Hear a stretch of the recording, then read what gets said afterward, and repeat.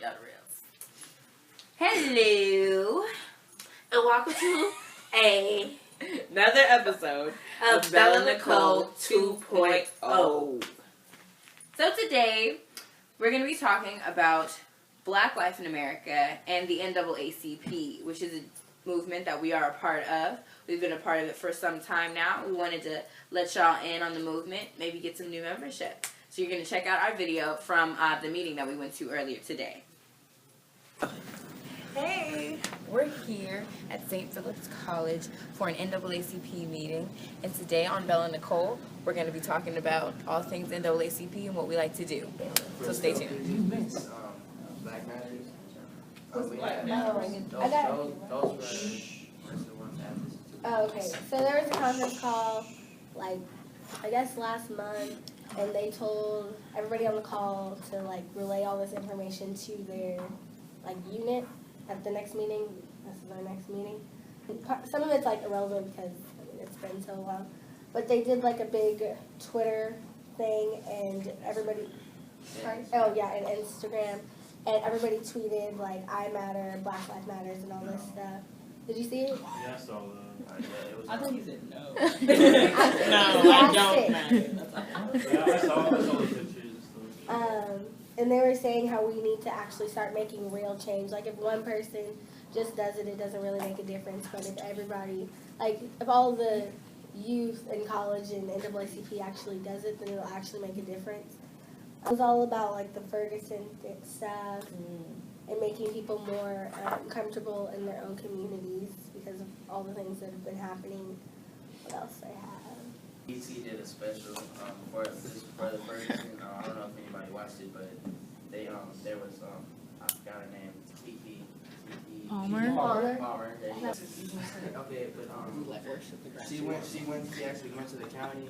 They were protesting in regards to Michael Brown, the situation, and it got really violent. They started using tear gas on the people protesting, and that was just another way of a televised, informational show where you can see how there's still racism and injustice in the U.S. today. Nothing's really changed. What do you think that you can do every quarter, every week, every month to make sure that you in San Antonio are aware of things that happen? On a local level? Okay, they were saying that you need to, this is more us kind of talking to our parents too because we can't. But it will be easier for adults to get some of this done. But they were saying that we need to make sure that police officers aren't overly armed and that we need to get groundwork on midterm elections and things like that, in your local cities and states, rather than just waiting for presidential elections for things to get changed, because that can only happen every so often. So that's basically what they're covering. I want you to come up with a letter that you want to submit to the chief of police. And I want you to tell them you're interested in an SAU group as to how they actually, and you don't want to do this on a one-time basis. You really want them to set up someone that can meet with you and talk to you about how police are armed, number one, if that's what you want to talk about. You want them to talk to you about the processes that they use to arrest you. You want to maybe know something about law enforcement processes altogether.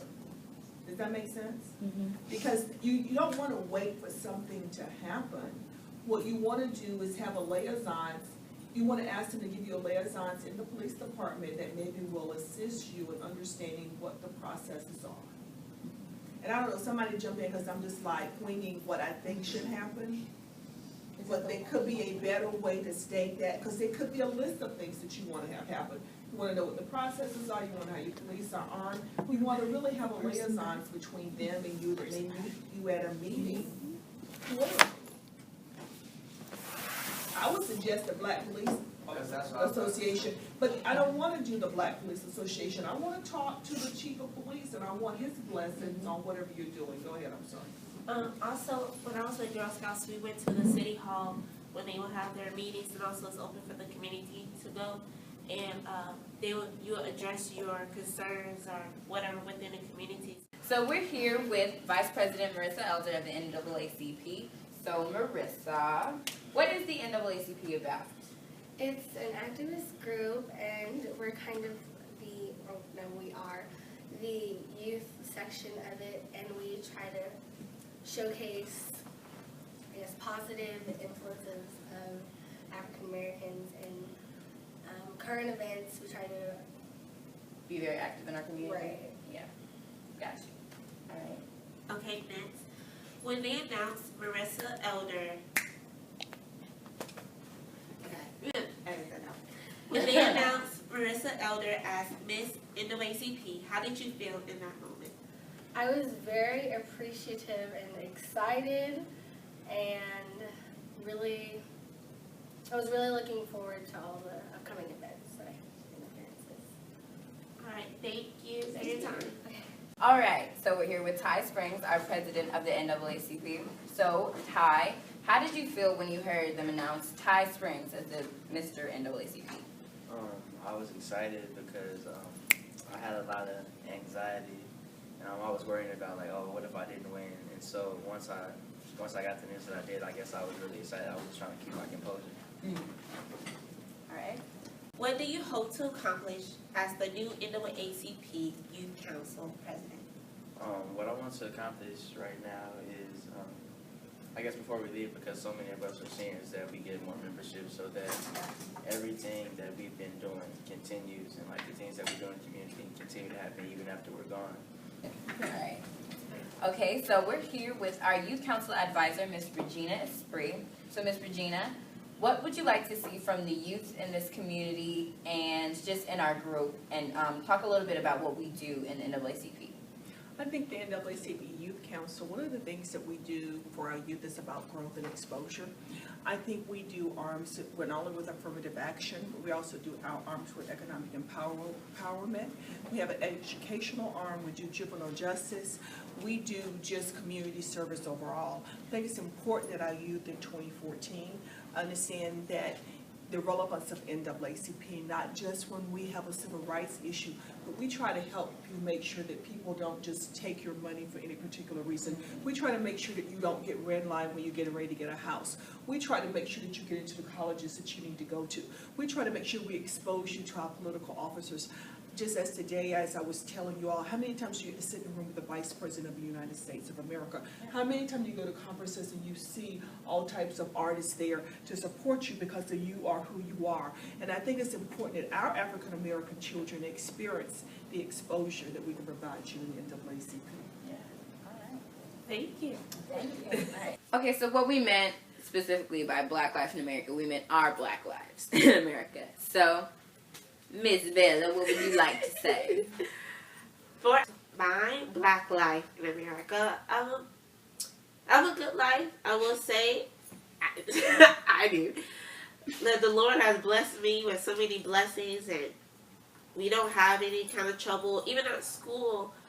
Well, no, I will say middle school. I felt like I had that one teacher, my homeroom teacher, I felt she was just racist toward me, and she didn't like me for some reason. Her energy towards me wasn't, she had a negative vibe towards me. So I felt like I was felt being singled out, thank you. And even now, it's all good. I haven't had any trouble. Cause my school, the colors is all mixed. It's black and white. You have your Hispanics and your Mexican Americans. So everything is all good. If I ever see somebody being racist towards someone or somebody being singled out or something, I will stand on it. I don't let that pass by me. So actually, it's all good. But I will say, even sometimes when I'm driving and I see a policeman or anything that happens, sometimes I stiffen up like I'm black, I'm in a black car. So I'm like, oh my God, like if they stop me because I'm black. And then even when I was speeding a couple of times, they stopped me. Like, will they give me a ticket because I'm black or what? So there's sometimes I'm afraid, even when I'm walking, like in the mall or in my neighborhood or running in the neighborhood, sometimes I feel a little afraid sometimes, just because I'm a black young lady just minding my own business. So that's my black life. Yeah. I get what you mean specifically. Like, you're not saying you're going to get a ticket because you're black, but that adds on to the factor. Like, a lot of things that happen in our society, we just keep noticing that there's a lot of things happening to black people, and we're just like, oh, okay. And there's another black man getting arrested. What's new? But if it's a Caucasian person, maybe, lots of times everybody has to put the brakes on. And I'm not saying that that's, like, extremely, like, it's not the only thing that happens, but if you really take a look, you may notice that not a lot of people will go to the ends of the earth to find little Jimmy. Jimmy! Little Jimmy's black, you know, but... Okay. Little Jimmy's black, but Timmy's Caucasian, and everybody stopped. We have World of Timmy Day sometimes now. But, for me, I also am privileged to have many blessings. But I think that's because, you know, I'm saved, and as a Christian, I have the covering of God around me. And my parents have allowed me to be in such movements and organizations as the NAACP to allow me to be aware of my surroundings. And one of the things that we learn is Walking While Black, we had a little conference, and it was just like, it's unfortunate in America, and we can't really help it. We can't help our skin tone. We can't help what we were born out of. Like, as African Americans, we're going to be racially profiled. It's not going to change very soon. Hopefully in the future it will change, but we have to take action now. I'm not excusing it, but I'm saying don't get mad and be like, forget the feds. Like, you need to make sure that you're aware of your own surroundings. Like, there are certain people who have been racially profiled, but they made sure that they did every single thing right. Like, you couldn't say that they were misbehaving or cussing out the police officer and telling them that they were being racially profiled. Like, there are many people who realize how to handle the situation, and they just take their precautions. Like, we learn that if you're being stopped by a police officer or anything like that, you make sure, like, you keep your hands on the wheel. And then when they come to the car, you don't reach for anything, because sometimes they think you're reaching for a weapon. And even though you're not, they don't know that. And they're always trained to look at you. Like, and not even like racially profiling, but just to look at people. Like, if they see you reaching in your bag, you could be going for a gun. And that's just the way it is. Like, you have to make sure that you're following all the laws, and then that you're not making yourself look suspicious. Because a lot of people do that, and they don't understand. They're like, it's because I'm black. No, it's because you're being really suspicious. Like, lots of times when I wear a hoodie, if I'm wearing a hoodie in a Walmart or something, and I got my hands in my pockets, or I look at something and then I put it back, like, putting your hands in your pockets when you're in the store, it's just kind of common sense that you don't really do that, because it looks like you're trying to steal. Yeah, and also with the policemen, if you ever get stopped or a situation occurs, have your camera ready. Mm-hmm. They cannot do anything about a camera. That's even in a car or something situation. Just make sure you have a camera so you can have your evidence. Because in the end, if you go to court, sometimes it's your word against theirs. Mm-hmm. So, and if you have that evidence, they can't say nothing. That evidence. Mm-hmm. So make sure you have that camera. And also with the NAACP, I love it. When I first joined, it was through a competition I did, and that's how we really became acquainted, was through NAACP. Good times. So, wow. With that, it being a civil rights movement, I feel like that is a platform for my voice to be heard. And also when we go to nationals with my fellow African American brothers and sisters, that I get to hear their stories and everything, and how they go about it with different situations. So it opens my eyes in order for me to change something within my community, locally, and even go broader with state and even national. Mm-hmm. So basically, start something in your community. It don't have to be that big, but promote it, get it out there, get your friends, your family, your local library, your schools, and start a movement. And also, not just towards African American, but anything that anything that can better your community. That promotes peace or something. Peace and justice. And also it wakes up your city council, the city hall, your mayor, your governor, all the above. It opens their eyes to see, hey, our youth is really trying to tell us something. Yeah. Let's get on this and whatever we need to do. So be that one person, stand up for justice, and be that voice. So we are leaders of today. Your voice is today, not tomorrow. Amen. There we go. And when it comes to just like us talking about the NAACP and us promoting African Americans, like, it's not that Caucasian Americans don't go through struggles, but we're just personally speaking from our points. And one thing I don't like to see from my brothers and sisters is rioting and fighting. I feel like it makes us look uneducated, and the only way that we can deal with things is through violence. Because when people say that, and you're like, oh no, we can use our words instead of our fists, then all of a sudden you see like a whole bunch of riots breaking out.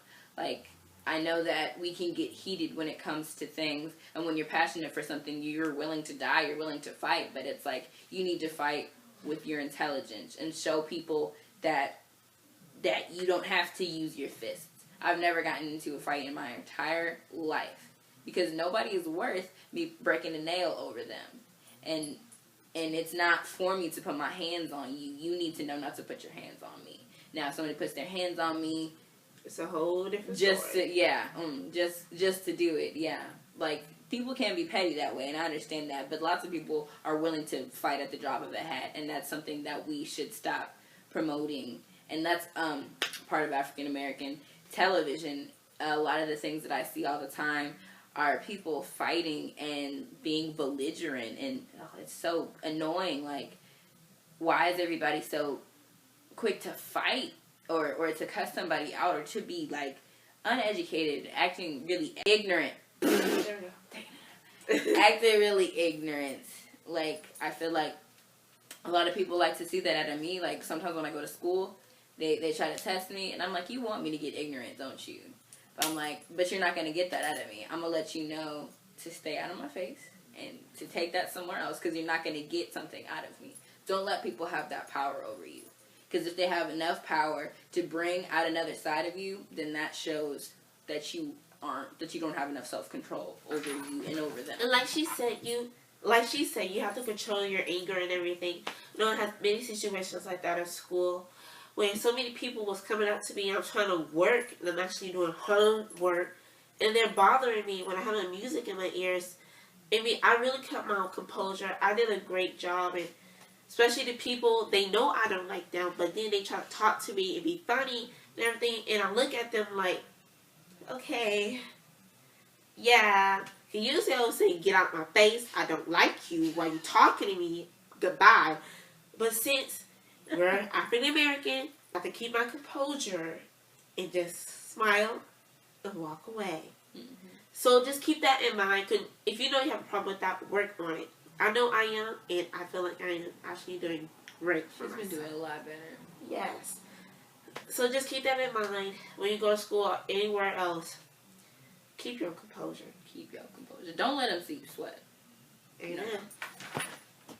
And for those of you who don't know, the NAACP is an acronym that stands for the National Association for the Advancement of Colored People, and it is the oldest, baddest, and boldest civil rights organization in the game. So if you don't know, now you know. And as always, we have 2 scriptures for you, but they're going to be placed at the end of the video. So thank you for watching BellaNicole 2.0, and check in next week. Alright, bye. Mwah. Lift every voice,